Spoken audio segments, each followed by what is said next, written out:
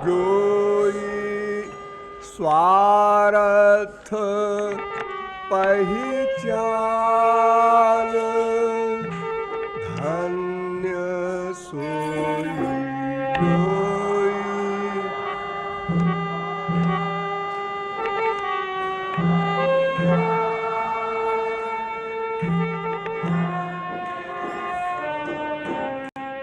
जोई स्वार्थ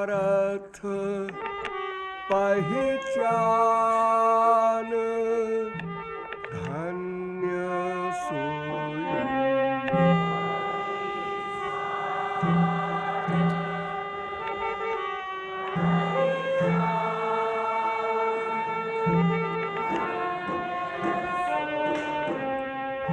जोई स्वार्थ पहिचान, धन्य सोई।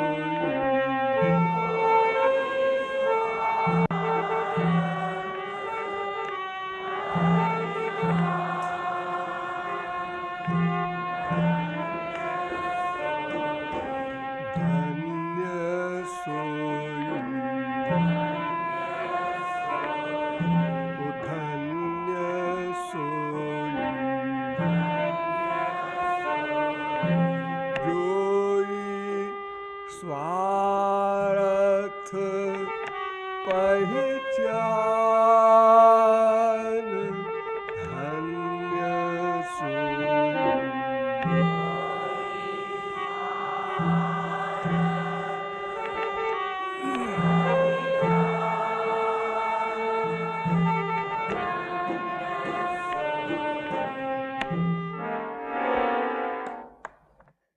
इस पद की व्याख्या में अब तक आप लोगों को बताया गया कि स्वार्थ शब्द का अर्थ है आत्मा का अर्थ, आत्मा का उद्देश्य, अर्थात जीव का प्राप्तव्य। उस जीव की परिभाषा भी की गई अनेक प्रकार से, और आपको बताया गया कि वो मैं तत्व, वो जीव तत्व अनादि है, अनंत है, सनातन है, भगवान की शक्ति रूप है, इसलिए भगवान का अंश है, और वो अणु मात्र है। वो जीव इंद्रिय मन बुद्धि से परे है, दिव्य है, चित स्वरूप है, सूक्ष्म है, अक्षर है, अव्यय है, दृष्टा है। अनेक प्रकार के सिद्धांतों द्वारा आपको आत्मा की परिभाषा बताई गई। ऐसा कोई मैं है, और उसका तटस्थ लक्षण भी बताया गया कि मैं अर्थात जीव श्री कृष्ण का नित्य दास है।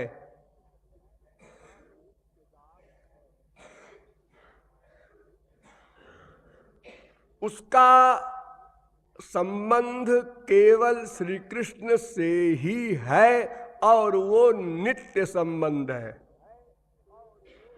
संसार में जितने भी नाते होते हैं, माँ बाप, बेटा, स्त्री, पति, भाई बहन, ये सब शब्द जो आप लोग बोलते हैं, ये सब गलत है। जैसे आपने कहा जननी, माता, पिता, पति, इन शब्दों का जो अर्थ है वो संसार में घटता ही नहीं।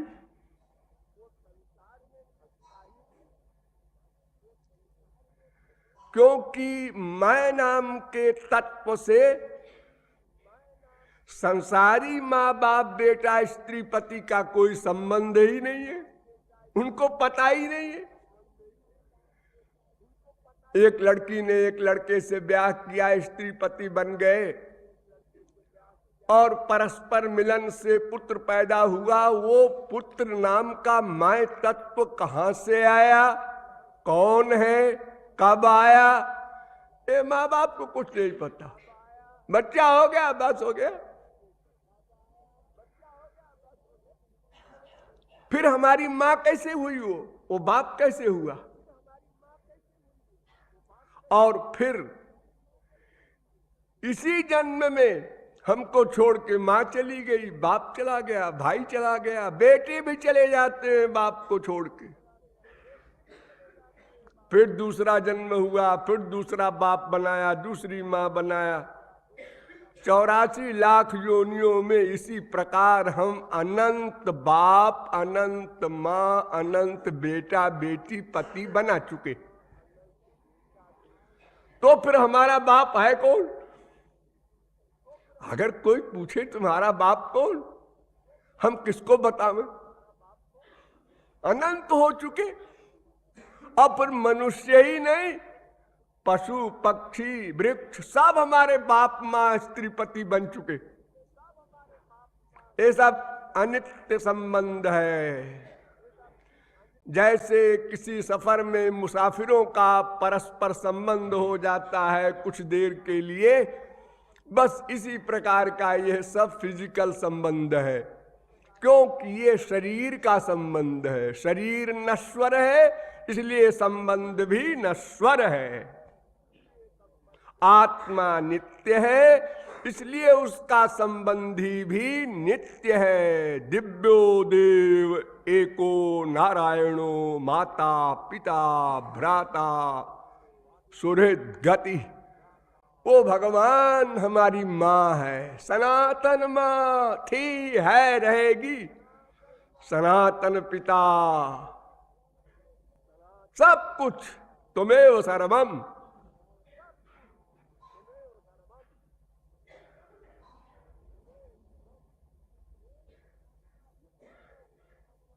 एक नाता भी अगर आपने भगवान से नहीं जोड़ा तो फिर उस नाते के लिए संसार में भटकेंगे और अनन्य भक्त नहीं बन सकेंगे।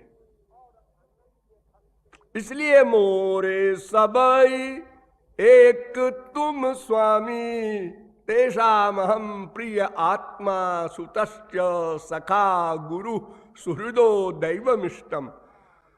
कपिल भगवान ने अपनी मां देवहूति को उपदेश दिया था कि जीव का मैं ही सब कुछ हूं।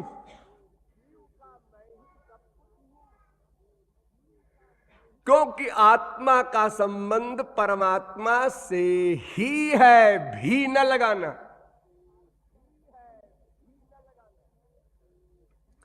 जैसे समुद्र में अनेक तरंगे उठा करती हैं, क्षण क्षण में एक तरंग दूसरी तरंग से मिली, अब फिर एक तरंग नष्ट हो गई, दूसरी भी नष्ट हो गई। ये संबंध तरंग तरंग का अनित्य है, नश्वर है। और तरंग का समुद्र से संबंध नित्य है। कोई भी तरंग समुद्र से पृथक नहीं रह सकती। निकली तब भी समुद्र से संबंध, समा गई तो भी समुद्र से संबंध। इसी प्रकार जीव जीव का नाता नहीं हुआ करता, जीव ब्रह्म का ही नाता है।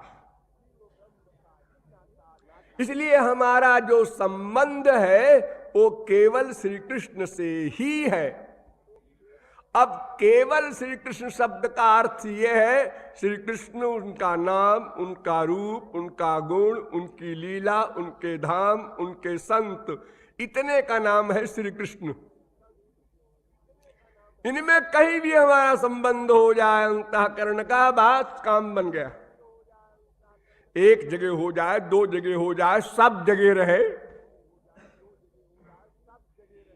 ये सब शुद्ध क्षेत्र है, निर्गुण एरिया है, मायातीत परमानंद का स्थान है वहां पर, और वही हमको चाहिए।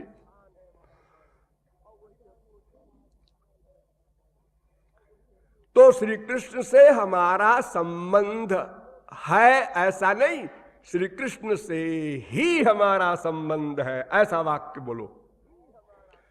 इसीलिए जितने शास्त्र वेद हैं सब श्री कृष्ण को ही अपना संबंधी बता रहे हैं। सर्वे वेदा यत् पदमामनन्ति, वेद कहता है जितने वेद मंत्र हैं सब भगवान श्री कृष्ण की ओर इशारा कर रहे हैं। रसो वै सः आनंदो ब्रह्म, भगवान का एक तो सनातन वाक्य वेद है और दूसरा गीता है। गीता में भगवान ने कहा वेदैश्च सर्वैरहमेव वेद्य वेदांत कृत वेद विदेव चाहं, समस्त वेदों से मैं ही ज्ञेय हूं, सारे वेद मेरे विषय में ही बताते हैं और कुछ बताते ही नहीं, बता ही नहीं सकते।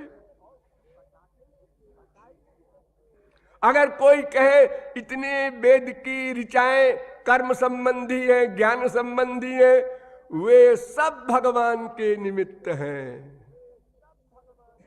भगवान वेद कृत, वेद विद, वेद वेद्य है। तीनों शब्दों पर ध्यान दो। वेद कृत माने वेद को प्रकट किया भगवान ने, और वेद विद, वेद का अर्थ केवल भगवान जानते हैं, ऐसा है वेद। वेद कोई तोता मैना की पुस्तक नहीं है, लिया पढ़ा रहे हम समझ लेंगे कैसे क्या समझते हैं हम, डीलिट है। अरे ब्रह्मा नहीं समझ सका वेद, तेने ब्रह्म हृदय आदि कवये मुह्यंति जत सूरय। वो वेदविद भी है, वेदकृत भी है और वेद वेद्य भी है, यानी वेदों के द्वारा जानने योग्य भी वही है और कोई नहीं। यानी वेदकृत केवल श्री कृष्ण, वेदविद केवल श्री कृष्ण, वेद वेद्य केवल श्री कृष्ण।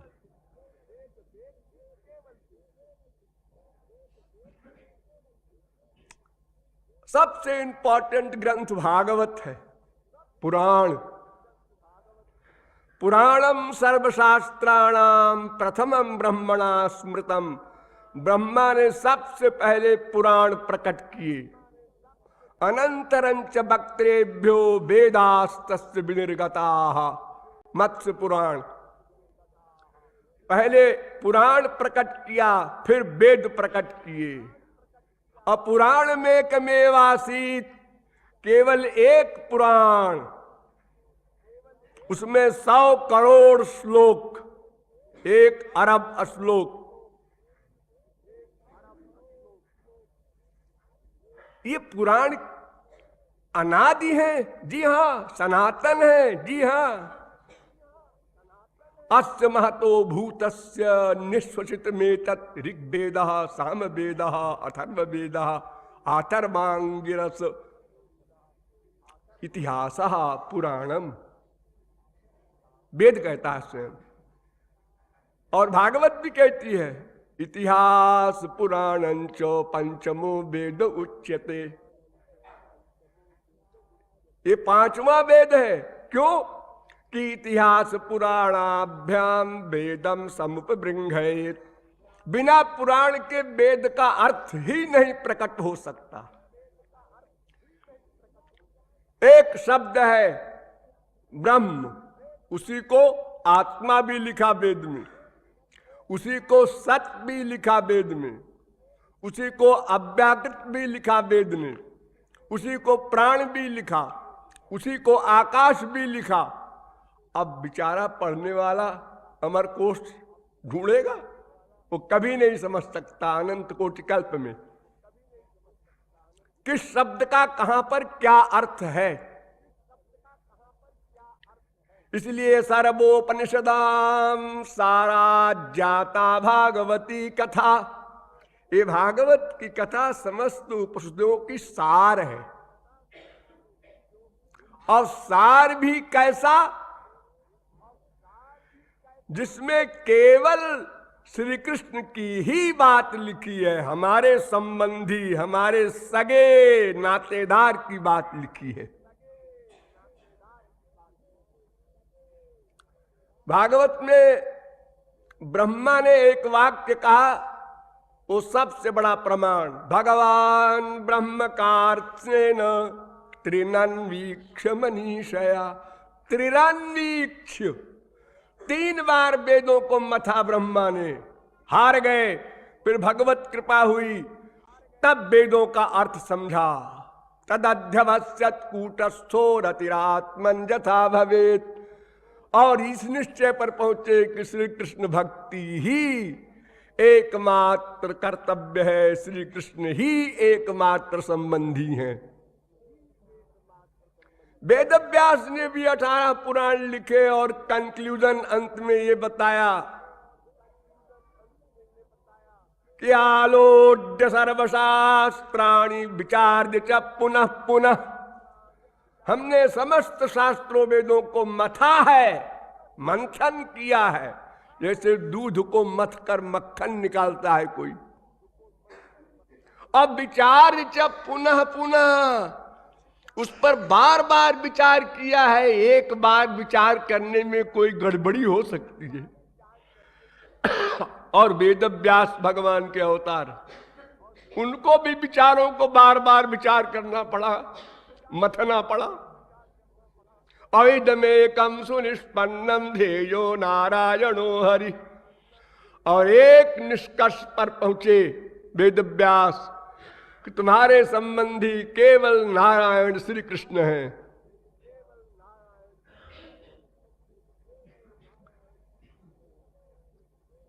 तो सारे शास्त्र वेद श्री कृष्ण की ओर ही इशारा कर रहे हैं, वे ही तुम्हारे संबंधी हैं। क्योंकि तुम उनकी शक्ति हो, उनके अंश हो, उनके दास हो, उनके सखा हो, उनकी प्रेयसी हो। सब कुछ नाता तुम्हारा उन्हीं से ही है। ठीक है, नाता होगा, मान लिया। वो नातेदार मिले कैसे? क्यों, क्या करोगे मिलके?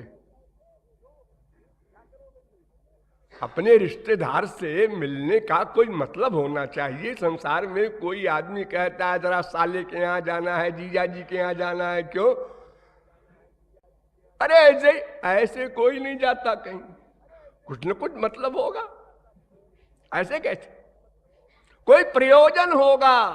प्रयोजन मनुद्दिश्य मंदोपि न प्रवर्तते। घोर से घोर मूर्ख भी बिना प्रयोजन के कोई वर्क नहीं करता।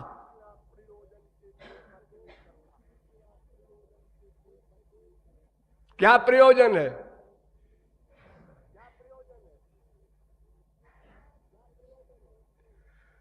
चार प्रयोजन होते हैं जो प्रख्यात हैं, धर्म, अर्थ, काम, मोक्ष। इनका बड़ा विशद वर्णन है शास्त्रों वेदों में। धर्म, अर्थ, काम, ये 3 का फल है संसार। संक्षेप में समझ लीजिए। अरे धर्म का फल स्वर्ग है, अर्थ और काम का फल ये संसार ही है, सामने बैठा है जो आपके। तो ये त्रिवर्ग जो है, धर्म, अर्थ, काम, ये तो माइक क्षेत्र का ही फल देता है। इसको तो घोर मूर्ख लोग अपनाते हैं। क्योंकि जिस पोजीशन में जो है, उसको जो कुछ मिल रहा है, उससे ऊंची पोजीशन में भी वही मिलेगा, नीचे भी वही मिलेगा। अर्थात इच्छा का उत्पन्न होना, इच्छा पूरी हो जाए तो लोभ का पैदा होना, न पूरी हो तो क्रोध पैदा होना। ये जो रोग है, ये मनुष्य को भी है, देवता को भी है, पशु पक्षी को भी है। अब मनुष्यों में ही देख लीजिए, एक आदमी इच्छा बनाता है साइकिल खरीदना है, एक आदमी इच्छा बनाता है हमको अम्पाला खरीदना है, एक आदमी इच्छा बनाता है हमको हेलीकॉप्टर खरीदना है। सबके बराबर इच्छा। अब जिसकी इच्छा पूरी हुई आगे लोभ, नहीं पूरी हुई क्रोध। ये डबल चक्की में समस्त जीव पिस रहे हैं, वो चाहे स्वर्गाधिवासी हो, चाहे मृत्युलोक के हो, और चाहे पशु पक्षी आदि योनियों में भटक रहे हो। सर्वत्र एक बीमारी। अब चौथा बचा मोक्ष। मोक्ष में क्या होता है? संसार समाप्त, त्रिगुण त्रिकर्म त्रिदोष पंचक्लेश पंचकोश समाप्त, माया समाप्त, आनंद में लीन। ये मोक्ष है। ये मोक्ष भी 5 प्रकार का होता है। एक कैवल्य सायुज्य मोक्ष होता है, जिसमें एकत्व हो जाता है ब्रह्म से। और 4 मोक्ष जो है वो द्वैत भक्ति के हैं, सार्ष्टी, सामीप्य, सालोक्य, सारूप्य। ये 5 प्रकार की मुक्ति है। इसमें एक मुक्ति जो मैंने पहली बताई, कैवल्य, जो मोक्ष ज्ञान से मिलता है, एकत्व, वो तार मध्य मोक्ष वांछा कैतो प्रधान। गौरांग महाप्रभु कहते हैं ये समस्त खतरों में सबसे बड़ा खतरा है। मोक्ष की कामना बनाना, इसके आगे और कोई मूर्खता नहीं हो सकती। और फिर इस मोक्ष को तुम अपनाना चाहते हो, वो तो अपने आप मिल जाएगी। यदि भवति मुकुंदे भक्तिरानंद सांद्रा बिलुठत चरणाब्जे मोक्ष साम्राज्य लक्ष्मी। ये तो अपने आप आपके चरणों में लौटेगी। भक्त के आगे हमेशा खड़ी होती है, महाराज हमको भी अपना लो। इतने पतित जीवों को अपना रहे हो, हम ही ने क्या बिगाड़ा है आपका? तो भक्त कहता है नास्माकं क्षणमात्रमप्यवसरः कृष्णार्चनं कुर्वतां मुक्तिर्द्वारि चतुर्विधापि किमियं दास्याय लोलायते। अरे तू दासी बनने के लिए कहती है, लेकिन तू तो बड़ी खतरनाक है। ये आज दासी बन रही है, कल को लिपट जाए मुझसे। क्या मतलब? मतलब मेरी आसक्ति हो जाए तेरे अंदर, तो फिर मेरा तो द्वैत प्रेम श्री कृष्ण का समाप्त हो जाएगा। तू मुझको पकड़ के ले जाएगी, श्री कृष्ण में मिला देगी, तो हमारा प्रेमानंद ही गया। आनंद में लीन हो जाऊंगा। हम इस समय परमानंद ले रहे हैं। ब्रह्म आनंद स्वरूप है, श्री कृष्ण आनंद कंद है। इसीलिए ब्रह्मानंदी कृष्णानंद के लिए व्याकुल रहते हैं। मुक्तानाम अपि सिद्धानाम नारायण परायण सुदुर्लभ प्रशांतात्मा कोटिष्वपि महामुने। करोड़ों ब्रह्मलीन परमहंसों में किसी किसी को वो भगवत प्रेम मिलता है।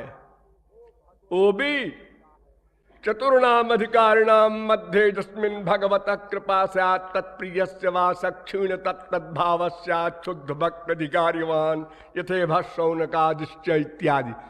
अगर कोई भक्त गुरु कृपा कर दे, तब ज्ञानी परमहंस को प्रेमानंद मिल सकता है।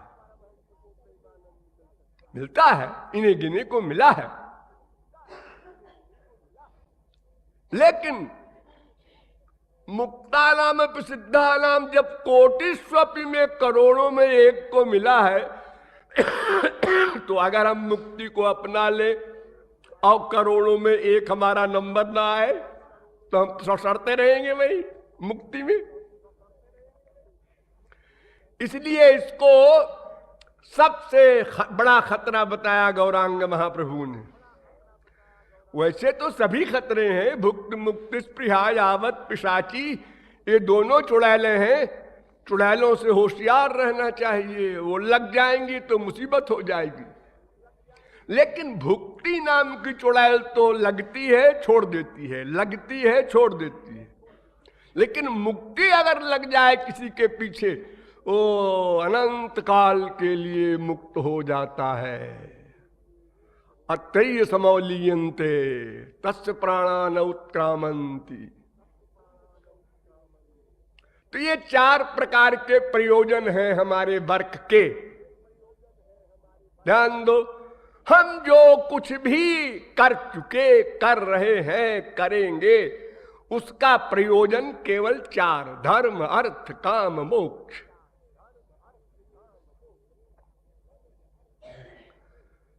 लेकिन ये चारों निंदनीय हैं। जब मोक्ष को निंदनीय बता दिया गया,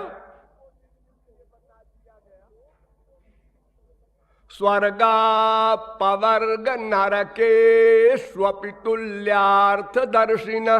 लो, कितनी बड़ी बात कह दी वेद व्यास ने।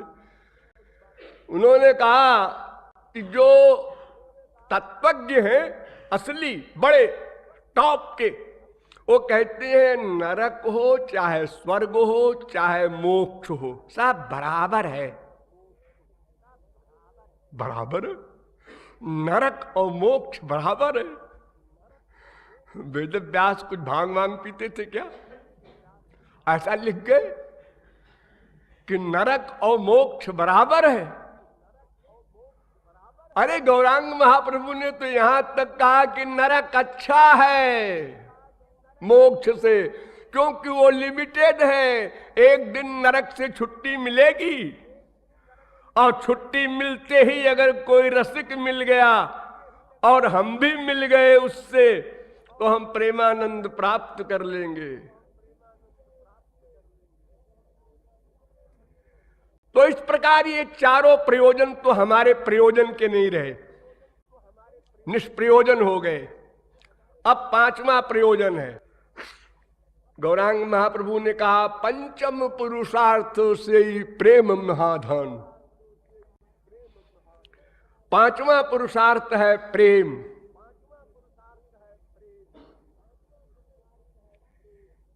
इसीलिए गीता में जो 4 प्रकार के भक्त कहे गए, आर्तो जिज्ञासु अर्थार्थी ज्ञानी च भरतर्षभ चतुर्विधा भजन्ते माम।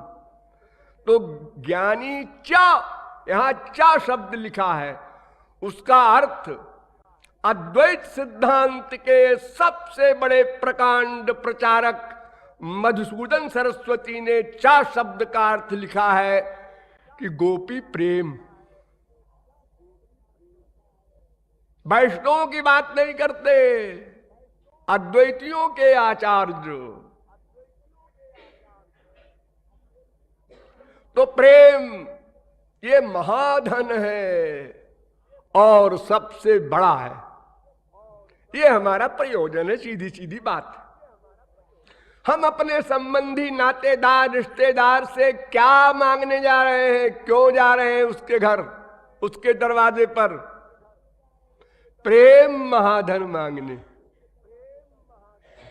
प्रेम क्या करोगे प्रेम को? ये प्रेम करने वाला नहीं, करने वाले को मांगने की जरूरत नहीं, वो तो अपने हाथ में है। ये प्रेम लादिनी शक्तिरो परम सारो तारो प्रेम नाम। ये भगवान की सबसे प्राइवेट में प्राइवेट शक्ति है, प्रेम शक्ति। ये अटैचमेंट का नाम प्रेम नहीं, वो प्रेम नहीं, वो तो हमको करना है, हमारी मुट्ठी में है। उसके लिए हम भीख मांगने जाएं किसी रिश्तेदार से, इसकी जरूरत नहीं। ये तो हम जो मन से उसको रिश्तेदार मानेंगे और उस रिश्तेदार मानने में जो प्रेम करेंगे, वो तो करने वाला हुआ। लेकिन जिस प्रेम के लिए हम प्रेम कर रहे हैं, भक्ति कर रहे हैं, ये भक्ति साधना है, प्रेम प्रयोजन है। ध्यान दो,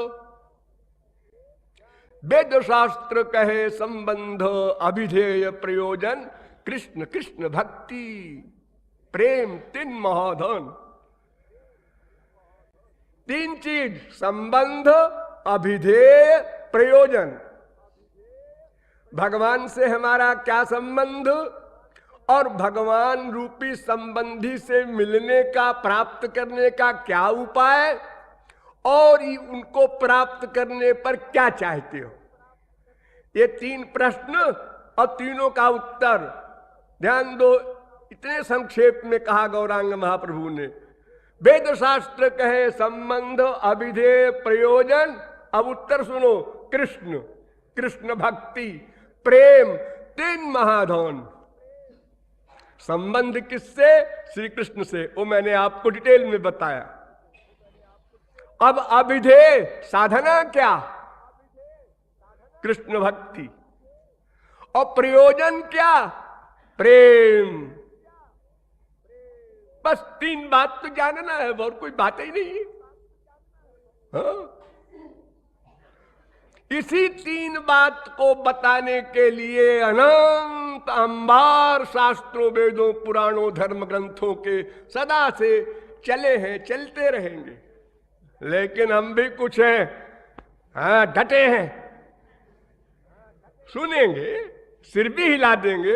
हाँ हाँ बहुत ठीक कहा, बड़ा अच्छा बोलते हैं आप,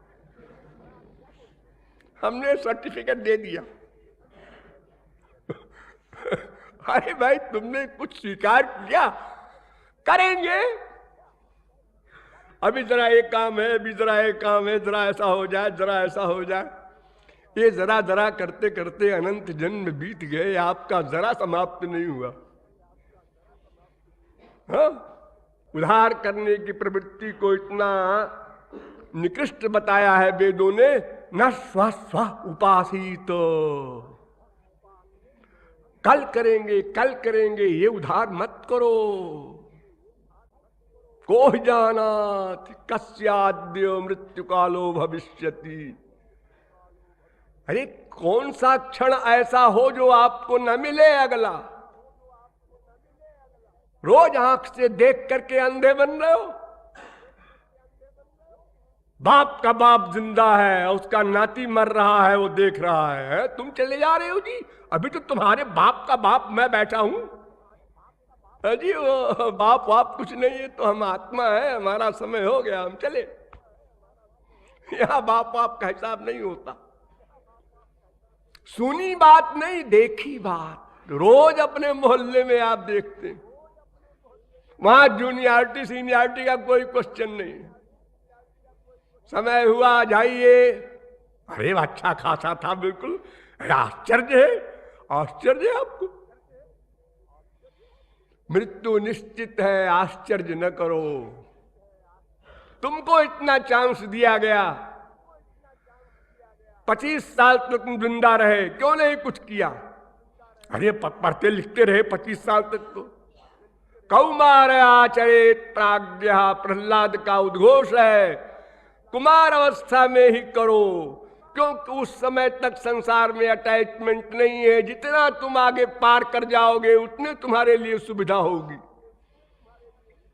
अटैचमेंट जब गंभीर हो जाएगा संसार में तो उतनी ही मेहनत पड़ेगी डिटैचमेंट में, फिर ईश्वर में लगाने में उतने लेबर होगी। और तमाम हमारे सत्संगी ही जो प्रौढ़ अवस्था के हैं कहते हैं, महाराज जी आप बचपन में मिले होते तो हम काहे को मरते संसार में। अरे अब जो मर गए, जो हो गया हो गया। अब तो ठीक करो, जो कुछ भी कर सको कम से कम इतना तो कर लो कि फिर से मानव देह मिल सके। हाँ सोचते तो हैं, फील भी करते हैं कभी कभी, हाँ कभी कभी। यही गड़बड़ है, कभी कभी तो गधे भी करते हैं। देखो जब संसार में किसी की मृत्यु हो जाती है और उनके संबंधी लोग लाश लेकर चलते हैं तो राम नाम सत्य है क्यों बोलते हैं? अरे देख रहे हैं प्रत्यक्ष, इसलिए बोलते हैं। वो देख रहे हैं प्रत्यक्ष कि अभी वो था, अभी चला गया। इसको कहते हैं श्मशान वैराग्य। यानी घर से चले, श्मशान पहुंचे, वहां तक राम नाम सत्य है। लाश को, अर्थी को लकड़ी के ऊपर रखा, माचिस लगाया, राम नाम खत्म। लौटते समय कोई बोलते ही नहीं।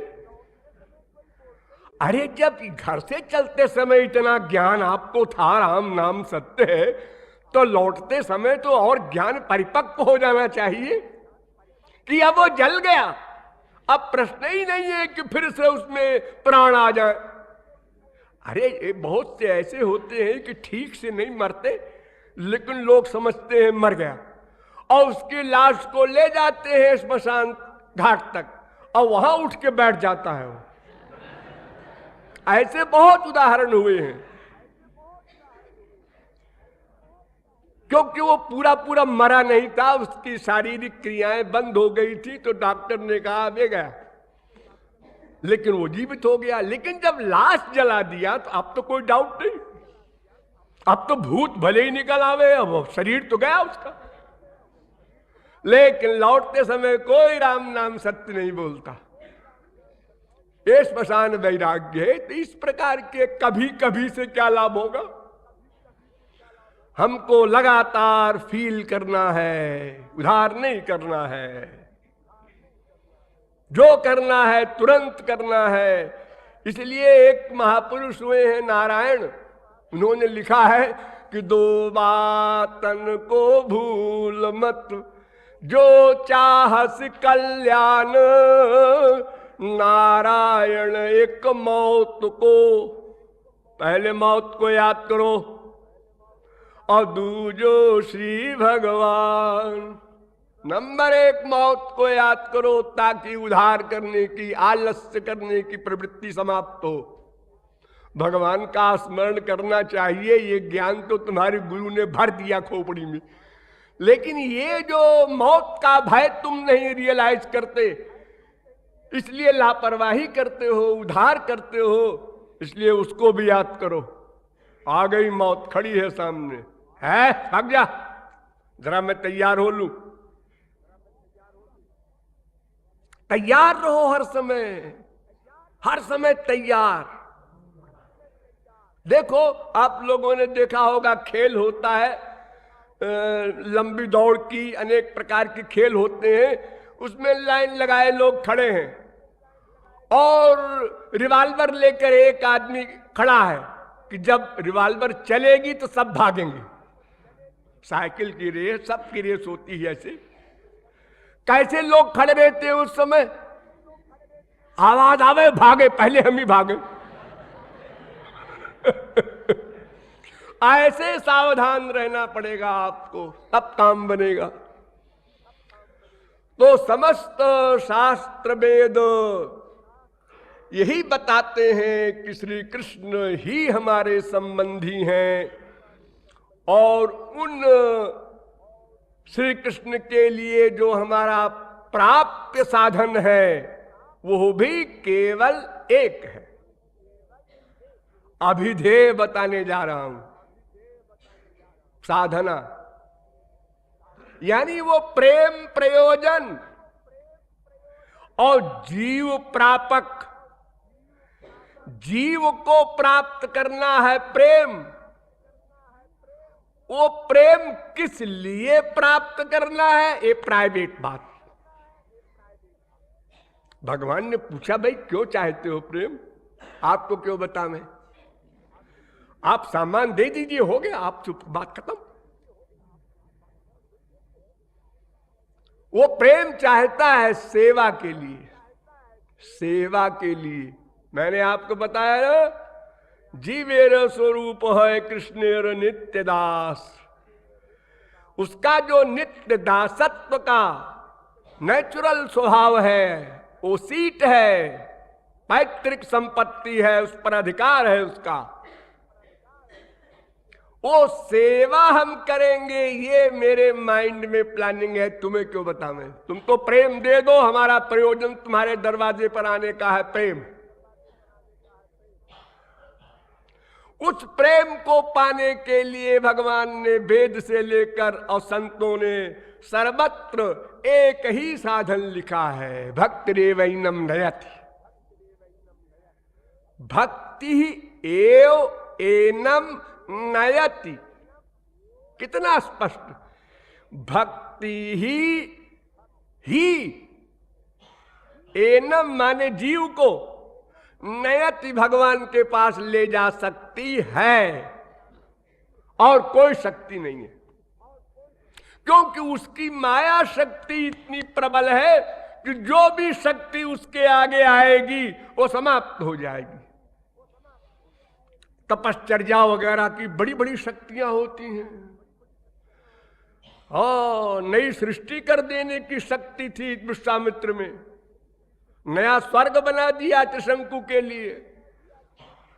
लेकिन माया से कोई नहीं पार पा सकता। ये सब तो कर लेगा,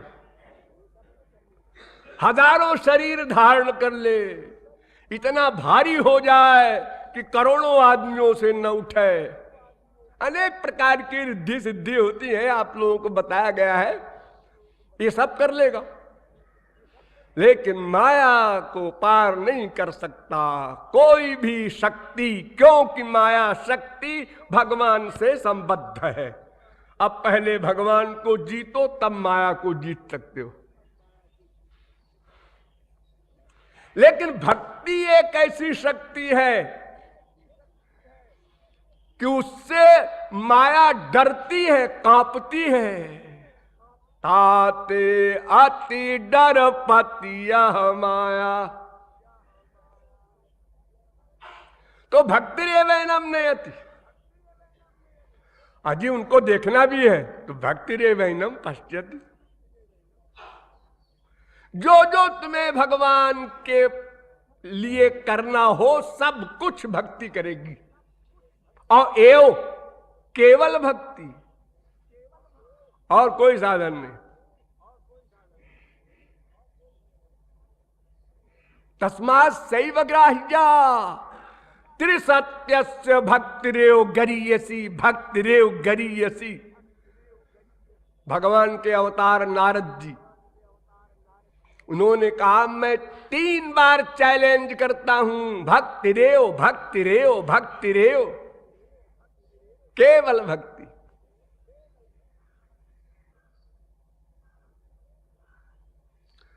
भगवान ने गीता में कहा नाहम वेदैर, ये व्यतिरेक भाव से, न तपसा न दानेन न चेज्यया,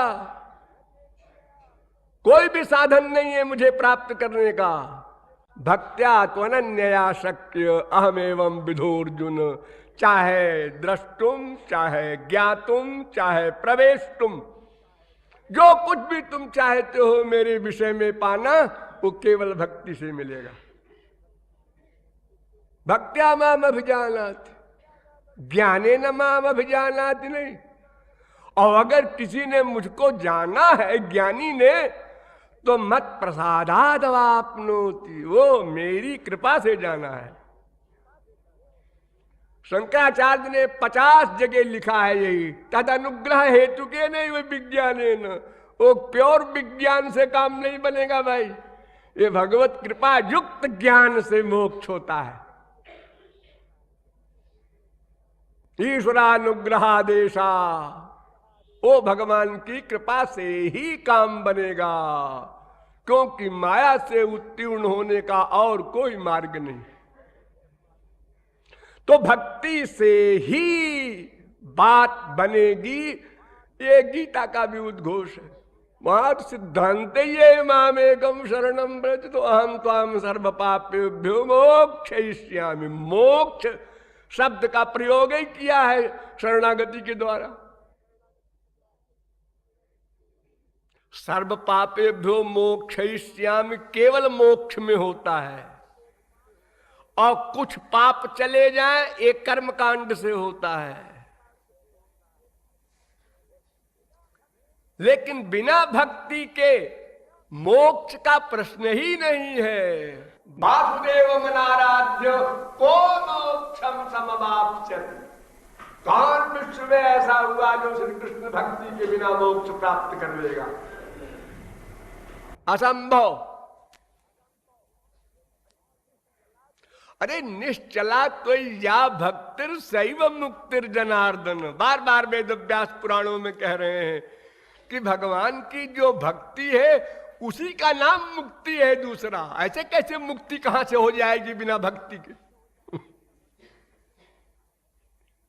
तो भक्ति से ही माया निवृत्ति होगी, भक्ति से ही अपना लक्ष्य प्राप्त होगा। अरे छोड़ो मोक्ष मोक्ष को, ये जो ज्ञानी लोग अंतःकरण की शुद्धि की बात करते हैं, कर्मी लोग निष्काम कर्म के द्वारा अंतःकरण की शुद्धि की बात करते हैं, ये पहली कक्षा है हर मार्ग में।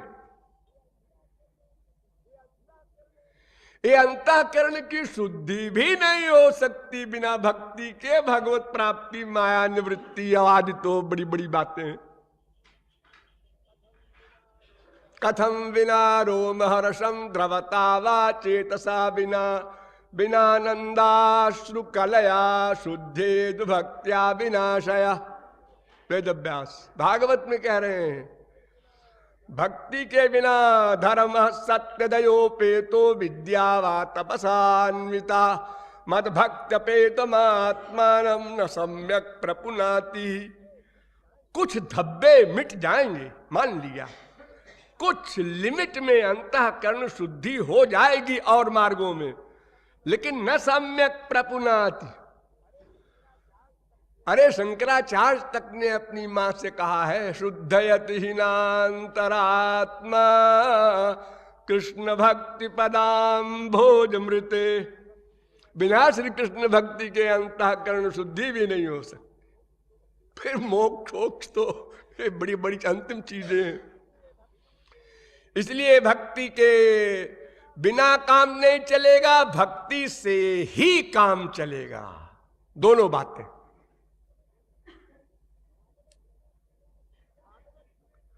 भागवत में तो बड़ा सीधा सा सिद्धांत लिखा है, भक्त्या हमें कया ग्राह्य एकया भक्त्या अद्वितीय।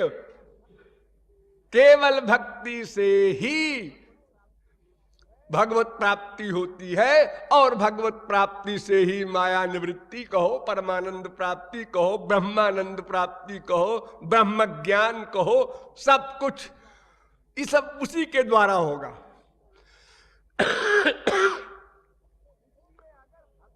इसलिए अगर भक्ति को छोड़कर ज्ञान है, कर्म है, तो श्रेयस्ति भक्ति मुदस्य ते विभो।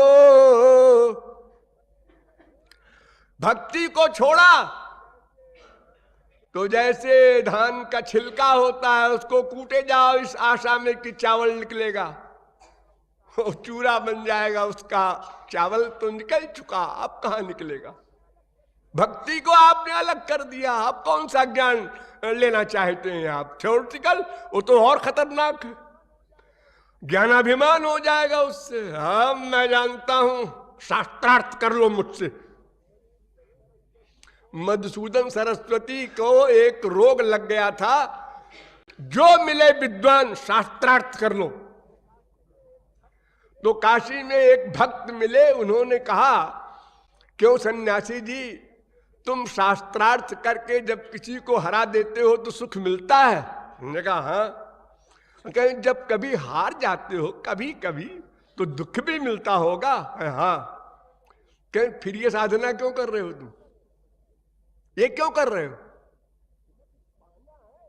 तुम्हें कुछ पाना है कि जीवन बर्बाद करना है वाद विवाद में, लोगों को हरा करके, लोगों को कष्ट दे करके? तो पर पीड़ा सम नहीं अधमाई।